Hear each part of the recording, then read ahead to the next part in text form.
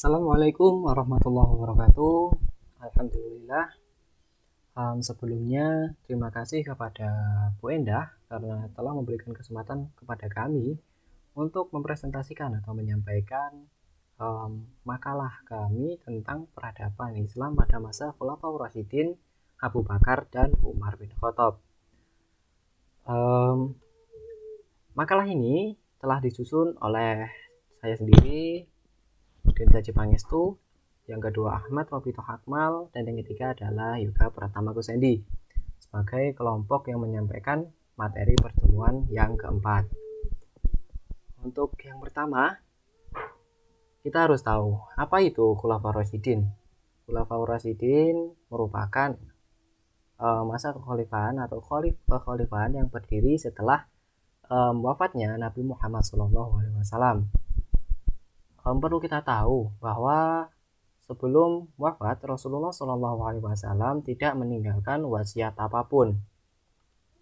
Pada masa itu ada sekelompok orang yang muncul atau berpendapat bahwa Abu Bakar merupakan seseorang yang berhak meneruskan kepemimpinan dari Nabi Muhammad SAW. Dan masa kekhalifahan itu sendiri terus berlanjut dari Abu Bakar hingga pada masa Ali bin Abi Thalib. Nah, Khulafaur Rasyidin sendiri terdiri dari 4 orang. Yang pertama ada Abu Bakar, yang kedua ada Umar bin Khattab, yang ketiga ada Utsman bin Affan, dan yang terakhir ada Ali bin Abi Thalib. Khulafaur Rasyidin sendiri terdiri dari 2 kata, yaitu Al-Khulafa yang merupakan bentuk jamak dari Khalifah yang berarti pengganti, dan Al-Rasyidin yang berarti benar, halus, arif, pintar, dan bijaksana. Jadi Khulafaur Rasyidin dapat diartikan sebagai para pengganti Rasulullah SAW yang arif dan bijaksana. Jabatan sebagai khalifah ini tidak dapat tidak didapatkan dengan cara waris atau turun-temurun, melainkan dengan cara dipilih secara demokratis. Pada pertemuan keempat ini, kelompok kami akan membahas tentang masa peradaban pada masa Khulafaur Rasyidin Abu Bakar dan Umar bin Khattab.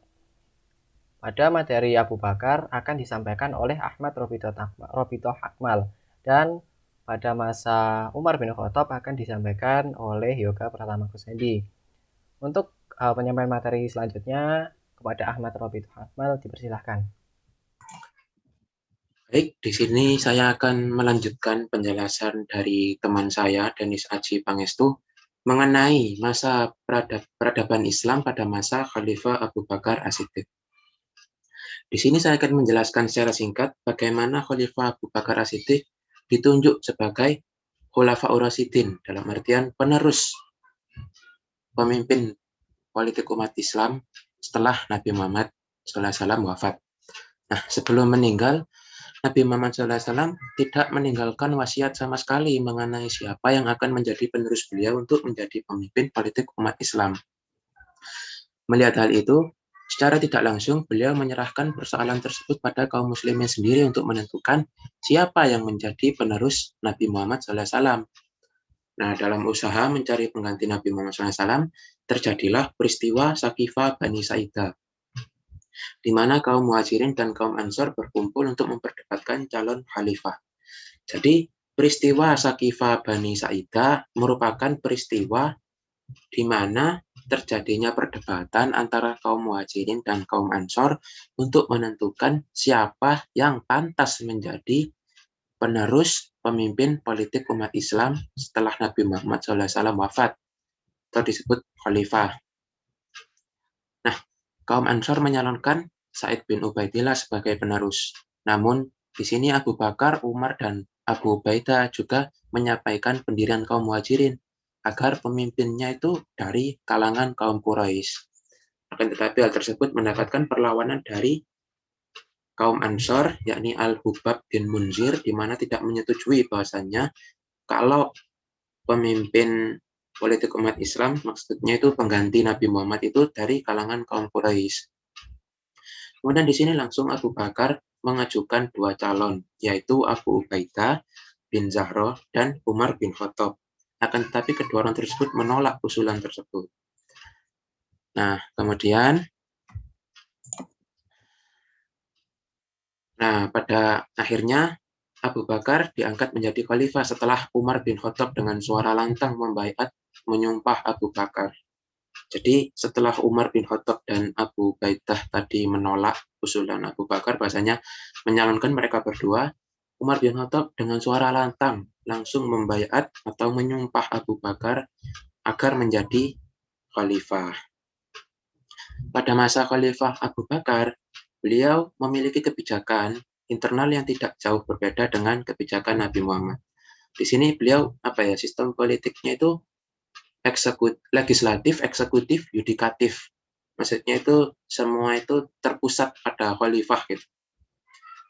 Di sini Khalifah Abu Bakar memiliki kebijaksanaan politik yang dilakukan sebagai khalifah, yakni mengirim pasukan di bawah pimpinan Usamah bin Zaid untuk memerangi kaum Romawi.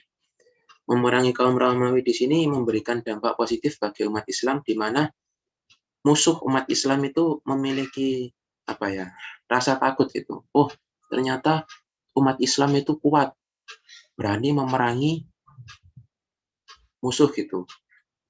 Kemudian timbulnya kemunafikan dan kemurtatan, dikarenakan ada yang beranggapan ketika Nabi wafat maka akan memutus segala perjanjian. Jadi banyak orang yang tidak sholat, kemudian banyak orang yang tidak melakukan zakat, tidak merasa zakat itu sudah tidak wajib. Kemudian ada memperluas wilayah Islam keluar Arab. Jadi pada masa Khalifah Abu Bakar As-Siddiq itu banyak memperluas wilayah Islam gitu, memperluas wilayah negara Islam keluar Arab gitu. Kemudian di sini pada masa Khalifah Abu Bakar As-Siddiq juga memiliki kebijakan di bidang pemerintahan yang dilakukan, yaitu pemerintahan berdasarkan musyawarah. Jadi bila ada suatu masalah, Abu Bakar As-Siddiq itu mencari penyelesaiannya itu dari kitab Allah terlebih dahulu. Kemudian apabila tidak menemukan, kemudian melihat dari bagaimana Rasulullah dulu menyelesaikan masalah. Apabila masih tidak menemukan hasilnya, maka musyawarah dengan sahabat-sahabat Nabi yang lain. Dengan hal itu terjadi penyelesaian gitu. Kemudian ada amanat Baitul Mal, di mana ini sudah ada sejak zaman Nabi Muhammad SAW, di mana hasil rampasan perang itu dibagikan ke rakyatnya yang memang membutuhkan gitu. Kemudian konsep pemerintahan yang saling membantu. Jadi di sini antara pemerintah dengan yang diperintah itu saling membantu. Abu Bakar pernah mengatakan bahwasannya, anutlah aku selama aku masih menganut Allah dan Rasulku, dalam artian Nabi Muhammad SAW. Nah, kalian semua boleh tidak menganutku selagi aku tidak menganut Allah Subhanahu Wa Taala dan Nabi Muhammad SAW sebagai Rasul. Itu. Kemudian yang terakhir yakni kekuasaan undang-undang. Jadi pada masa kepemimpinan Khalifah Abu Bakar As-Siddiq itu tidak pernah menempatkan dirinya di atas undang-undang. Jadi beliau dengan undang-undang itu sama seperti rakyatnya gitu. Mungkin itu saja mengenai masa Khalifah Abu Bakar As-Siddiq. Untuk selanjutnya tentang masa Khalifah Umar bin Khattab akan dilanjutkan oleh teman saya, yakni Yoga Pratama Kusendi. Waktu dan tempat dipersilahkan. Ya, saya Yoga Pratama Kusendi. Saya di sini akan menjelaskan tentang masa Khalifah Umar bin Khattab. Siapa sih Umar bin Khattab? Umar bin Khattab dilahirkan sebelum munculnya matahari, yakni sebelum waktu fajar pada tahun keempat. Umar bin Khattab mengikrarkan keislamannya pada tahun ke-6 dari kenabian yang bertepatan dengan usianya yang ke-27 tahun. Dan Umar bin Khattab menjadi bagian dari kelompok yang pertama, yakni kelompok As-Sabiqunal Awwalin yang membaiat kepada Nabi Muhammad SAW. Pengangkatan Umar bin Khattab sebagai khalifah merupakan fenomena peralihan kepemimpinan dalam bentuk musyawarah yang tidak memakai sistem otoriter. Kenapa tidak memakai sistem otoriter? Dikarenakan Abu Bakar As-Siddiq tetap meminta pendapat dan persetujuan dari kalangan sahabat Muhajirin dan Ansor. Bahkan dalam hal tersebut ia tuangkan dalam sebuah surat wasiat yang telah dibahas tadi. Pemerintahan Umar bin Khattab berlangsung dari 634 Hijriah sampai 644 Hijriah, yakni sekitar 10 tahun dari masa pemerintahnya. Masa pemerintahnya dilalui dengan berbagai macam ekspansi dan penaklukan keluar wilayah semenanjung Arab. Penguasaan Imperium Persia dan Imperium Romawi menjadi puncak dari keberhasilan Umar bin Khattab dalam memimpin bangsa Arab.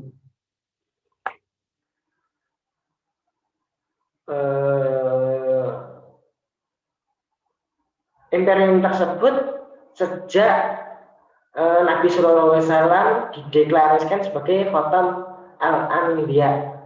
Wilayah yang ditaklukkan Umar bin Khattab dalam rincian sebagai berikut, yakni yang pertama Yarmouk atau Wajusa, yang kedua pertempuran Qadisiyah, yang ketiga Ba'alba, yang keempat Hims dan Jillasum, yang keempat Palestina atau biasa disebut Al-Quds, Yerusalem, yang kelima Madian, yang keenam Jazirah, Ruha, Ruqa, Nashibain, Haron, dan Madin.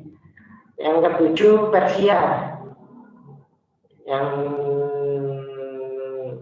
yang meliputi Havanda, Mesir, Alexandria, Barqa, Libya, dan Tripoli, Libya.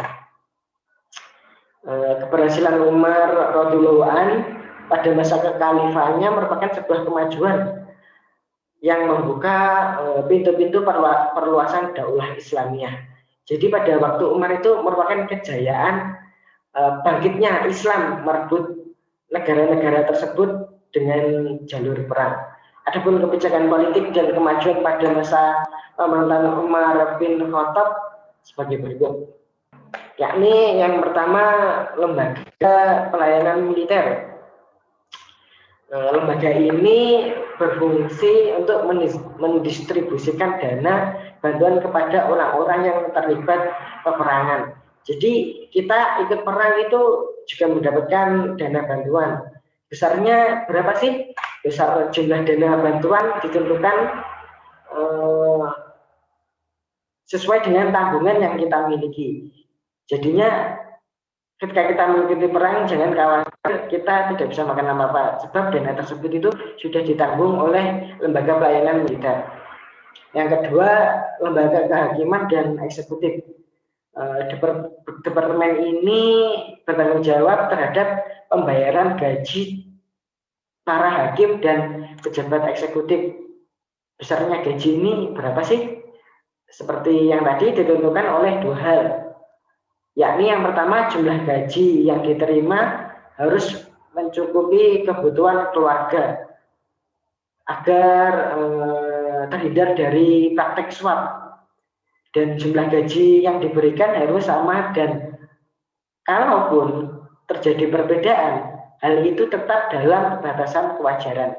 Jadi meminimalisir korupsi-korupsi yang tidak itu. Sebab dahulu itu ya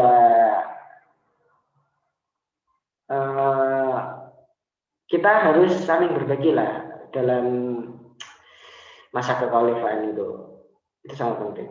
Ya, lanjut. Yang ketiga, lembaga pendidikan dan pengembangan Islam. Lembaga ini mendistribusikan bantuan dana bagi penyebar dan pengembang ajaran Islam beserta keluarganya. Contohnya seperti guru dan juru dakwah. Jadi dulu itu, sejak dulu dai itu sudah dibayar. Jadi penyebaran Islam dan pendalaman Islam oleh guru-guru itu sangat penting dari dulu. Itu ya dibayar itu suatu hal yang penting untuk mencukupi kebutuhan keluarganya. Yang keempat, lembaga jaminan sosial. Lembaga ini menyimpan daftar bantuan untuk fakir dan miskin. Tujuan dari departemen ini adalah agar tidak seorang pun di negeri ini terabaikan kebutuhan hidupnya. Semua orang yang sakit, usia lanjut, cacat, yatim piatu, janda, atau oleh karena sebab yang lain sehingga tidak mampu memperoleh penghidupan sendiri, diberi bantuan keuangan secara tahunan, yakni dari Bait Al-Mal. Lanjut, lembaga-lembaga yang muncul tidak hanya terkait dengan badan yang memiliki fungsi sebagai eksekutif, melainkan pula lembaga yang mengawai pelayanan publik dengan tujuan untuk memberikan pelayanan yang terbaik masyarakat di masa pemerintahnya. Lembaga-lembaga tersebut yakni yang pertama Hisabah, lembaga yang memiliki fungsi pengawasan terhadap keberlakuan dan penerapan hukum di pasar atau area perdagangan dengan dikepalai oleh muhasib. Lanjut yang kedua, lembaga pengaduan yang diperuntukkan memberi laporan-laporan terkait aduan-aduan masyarakat atas sesuatu hal yang merugikan masyarakat itu sendiri. Lanjut, kejayaan Islam di bawah Umar membuat banyak musuh yang marah dan dendam. Bahkan Umar sendiri pernah menjadi sasaran pembunuhan. Itu terjadi ketika Persia ditaklukkan oleh Umar. Seorang badan majusi dari bangsa Persia bernama Abu Lu'lu, yakni Virus, mencoba menusuk Umar ketika sholat subuh berjamaah. Akibatnya tusukan itu Umar meninggal dunia pada 3 November 644 Masehi. Atas izin Siti Aisyah, Umar dimakamkan di Masjid Nabawi sebelah Rasulullah dan Abu Bakar. Ya, mungkin itu saja penjelasan tentang masa kekhalifahan Umar bin Khattab. Jika ada kurang lebihnya mungkin bisa ditanyakan. Lanjut. Ini sedikit khotes dari kami. Jadilah seperti seperti pohon kayu yang lebat buahnya, tumbuh di tepi jalan, dilempar buahnya dengan batu, tetapi dibalas dengan buah-buahan. Pesan ini dibuat oleh Abu Bakar As-Siddiq. Apa sih artinya? Walaupun orang berbuat jahat pada kita, janganlah kita balas perbuatannya dengan kejahatan, tetapi balaslah dengan perbuatan yang baik. Begitulah Islam dapat menyebar luas hingga saat ini. Sekian, terima kasih. Kalau ada kurang lebihnya, kami mohon maaf. Syukran kasir ala ihtimamikum. Wassalamualaikum warahmatullahi wabarakatuh.